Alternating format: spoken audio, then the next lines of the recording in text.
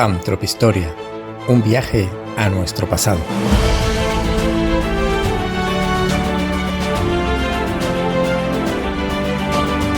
Con José Antonio Cabezas, Rosa María Huertas y José Antonio Cabezas Jr.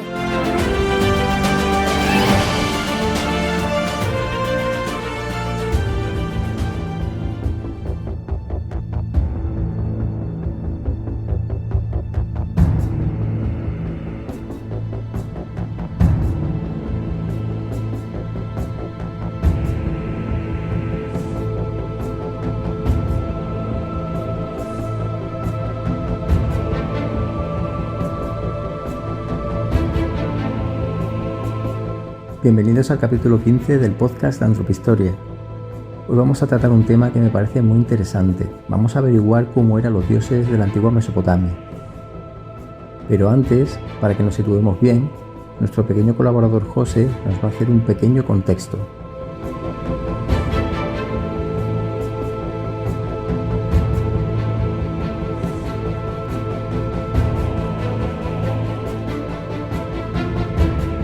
Hola José. Hola. En el capítulo de hoy vamos a hablar de los dioses de Mesopotamia. ¿Qué puedes decirnos de ellos? He averiguado que en la antigua Mesopotamia había cientos de dioses que reinaban sobre las ciudades de esos territorios. Cada uno de estos dioses era adorado y servido por los sacerdotes, ya que los vestían, les llevaban comida y los sacaban en procesión. Eso se sigue haciendo todavía en muchas religiones actuales, ¿verdad? Sí, por lo menos lo de vestirlos y sacarlos en procesión. Exacto, pues vamos a adentrarnos en el mundo de los dioses mesopotámicos.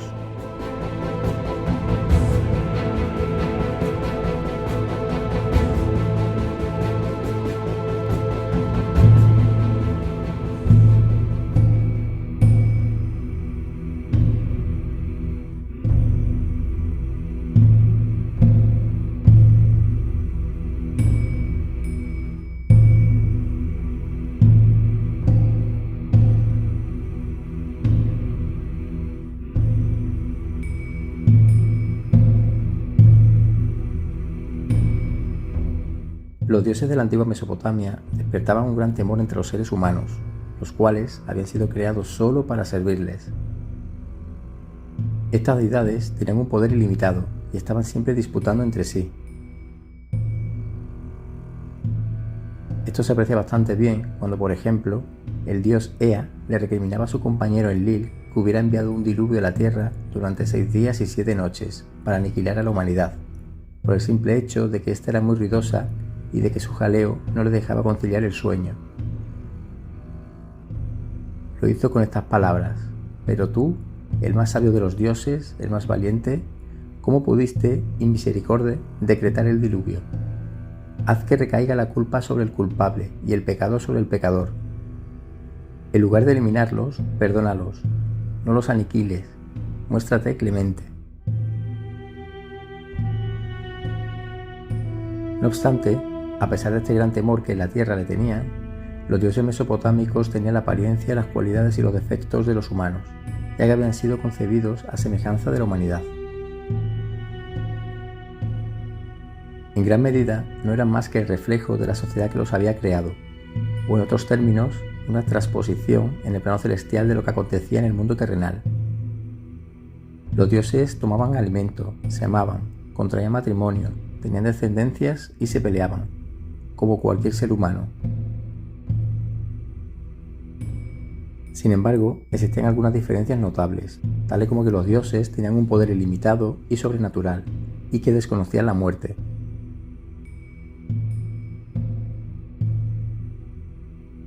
En la antigua epopeya de Gilgamesh se dice, en este sentido, que cuando los dioses crearon a los hombres les asignaron la muerte, pero la vida sin límites se la guardaron para ellos.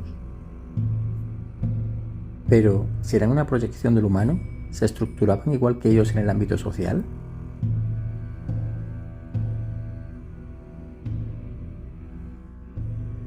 La sociedad celestial, al igual que la terrenal, estaba organizada en categorías bien diferenciadas, y su panteón no era más que una reproducción de la organización social de los humanos.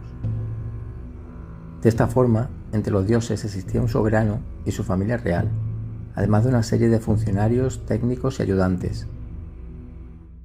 Todas estas entidades constituían el grupo de las divinidades mayores o principales, que tenían por debajo a una corte de deidades menores y marginales. El padre de los dioses y el fundador de la dinastía divina era Anum. Él estaba a la cabeza de la corte divina, aunque acompañado de Enlil, que era el dios del viento, y Enki, conocido en acadio como Ea, el dios de las aguas dulces subterráneas. Este pequeño grupo constituía una gran tríada de los dioses supremos de Mesopotamia, que estaban acompañados de otras 4 divinidades que completaban el conjunto de los 7 grandes dioses de esta civilización. Estos eran Shamash, el dios del sol, Sin, el dios de la luna, Ishtar, la diosa del amor y de la guerra, y Ninursag, la diosa madre. Sin embargo, esta ordenación del poder divino no era inalterable, ya que sufrió algunas alteraciones, aunque con dificultades. En el segundo milenio antes de Cristo, los babilónicos sustituyeron a Enlil por Marduk. Al igual que los soberanos casitas, en la segunda mitad de este mismo milenio, adoptaron como suyas las divinidades babilónicas tradicionales, aunque sin renunciar a las suyas propias.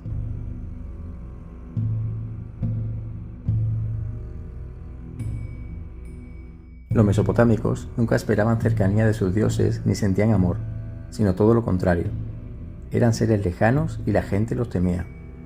De hecho, temblaban y se humillaban ante ellos, sabedores de su poder divino.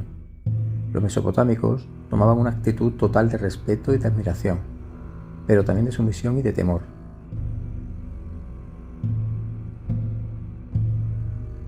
Todo aquello que ocurría en lo terreno tenía su origen divino, así que tenían que someterse a los dictámenes de los dioses, incluso los propios monarcas.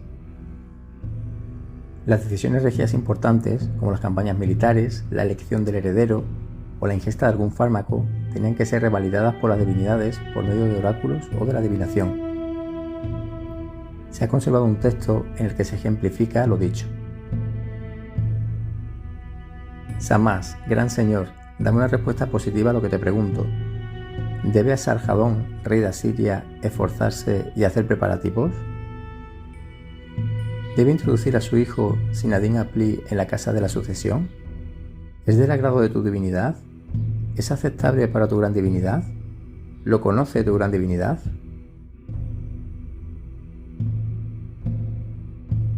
En este pasaje, ambientado en el siglo VII a.C., el rey asirio Asarjadón pedía consejo a los dioses para la elección correcta de su heredero.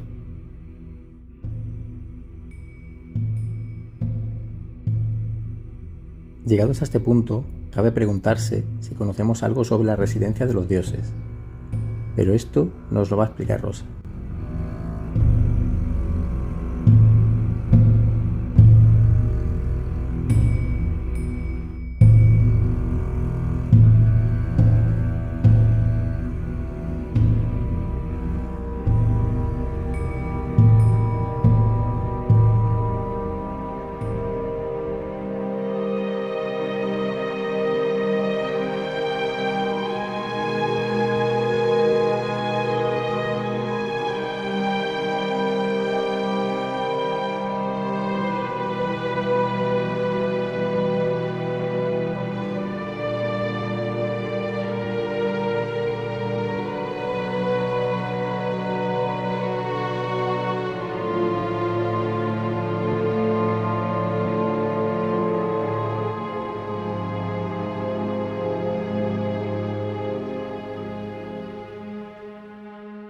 La ciudad, según la mentalidad mesopotámica, era concebida y fundada para que fuera la morada de una divinidad determinada, a la que le otorgaba una residencia divina en un templo principal.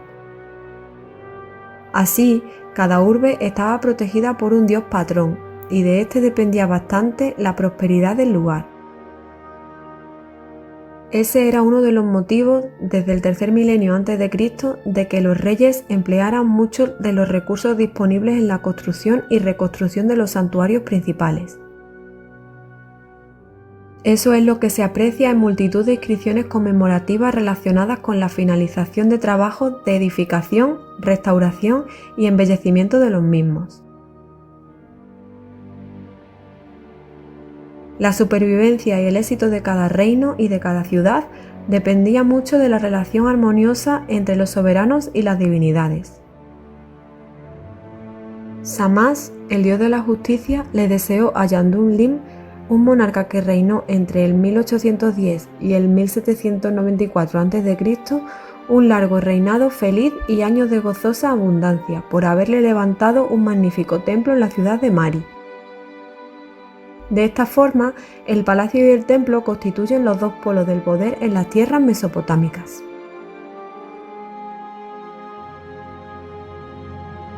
En los últimos tiempos, gracias a la arqueología, se han excavado un gran número de templos que se encontraban repartidos por toda Mesopotamia. Las características y la forma de cada uno de ellos, como es normal, fueron variando a lo largo de la historia, incluso la del Sancta Sanctorum o lugar santo, que era la parte más importante de estos edificios. Aunque ciertamente existían tres elementos que eran considerados siempre como imprescindibles en toda construcción consagrada al culto. Estos eran la situación en el edificio del trono del dios, donde se encontraba la estatua cultual, el espacio destinado a la presentación de las ofrendas, y en el último lugar, la parte en la que se realizaban tanto los sacrificios rituales de animales como la preparación de los alimentos. Hay que tener en cuenta que el templo era ante todo la casa de la divinidad, el sitio en el que ésta vivía y en el que diariamente se le atendía. Pero, ¿en qué consistía esta atención? Como puede intuirse, alrededor de cada una de las estatuas divinas en las que se representaban a las principales deidades de cada ciudad, se organizaban un conjunto de ceremonias destinadas a honrarlas. A los dioses a diario se les ofrecían dos comidas mayores y otras dos menores, que normalmente consistían en el ofrecimiento de dátiles, pan y diferentes tipos de carnes elaboradas según unas recetas concretas. Estas comidas no solo eran un acto simbólico, sino que había cocineros adscritos al templo que se encargaban de elaborarlas. De la misma forma, además de estas comidas elaboradas, también se les ofrecía a los dioses leche, vino y varios tipos de cerveza. En Uruk, según se extrae de una tablilla del siglo III a.C., durante un año completo se le llegaba a ofrecer a los dioses Anum, Antum e Ishtar un total de 18.000 carneros, 2.580 corderos, 720 bueyes y 360 terneros, entre otros productos. Pero aparte de estos alimentos, a los dioses se les proporcionaban muchos cuidados, ya que se les aseaba y se les vestía y adornaba con joyas, haciendo un gran alarde de ostentación. Por si todo esto fuera poco, también se les sacaba a pasear en procesión, normalmente en el contexto de algunas celebraciones de festividades religiosas. La que mayor importancia tenía de todas ellas era la del Nuevo Año.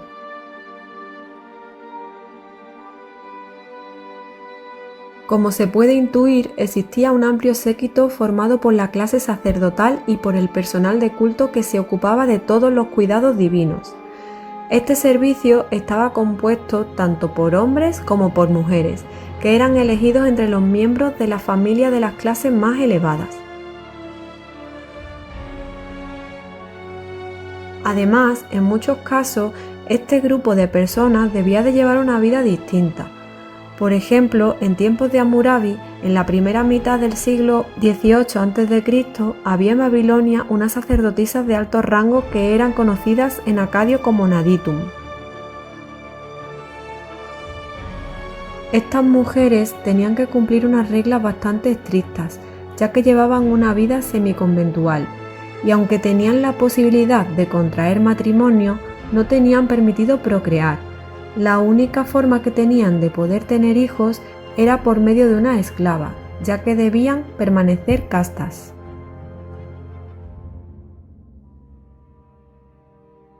Los cultos a los dioses mayores eran muy importantes, tanto que se producía un gran desconsuelo cuando algún enemigo tomaba una ciudad y se apoderaba de su divinidad principal. La deportación de estas figuras sagradas a otras tierras provocaba mucho desconcierto y era considerado como una gran humillación a los vencidos. Esto se observa, por ejemplo, en el caso de la sustracción de la estatua del dios Marduk, que en varias ocasiones viajó desde Babilonia hasta Elam y Siria como parte del botín de guerra. Cuando fue recuperada al fin por el rey Nabucodonosor I, que reinó en el último cuarto del siglo XII a.C., los babilonios organizaron una gran celebración como parte del gran acontecimiento del que se trataba. Hay que tener presente que también se le arrebató a Susa, la capital de Elam, el famoso código de Hammurabi, que también había sido robado unos años atrás por el rey elamita Sutruk-Nahunte. Hubo de ser todo un acontecimiento.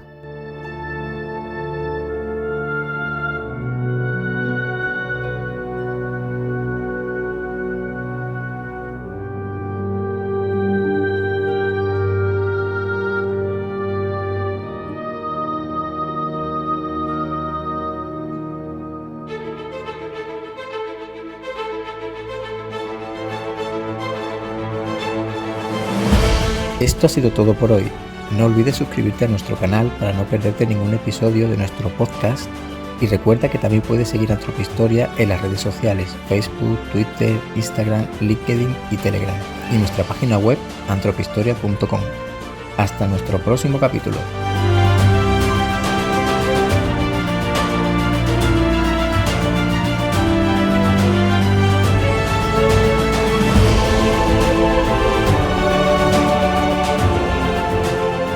José, ¿te ha gustado el capítulo de hoy? Sí, ha sido muy interesante. ¿Por qué? Porque me sorprende que los arqueólogos hayan descubierto los templos en los que vivían estos dioses y que estos templos eran de muchas formas y tamaños diferentes. ¿Vas a querer ser arqueólogo de mayor para hacer descubrimientos de este tipo? Yo quiero ser arqueólogo, paleontólogo, zoólogo y trabajar en un acuario. Bueno, tienes 6 años. Tienes tiempo de pensártelo bien, ¿no crees? La verdad es que sí.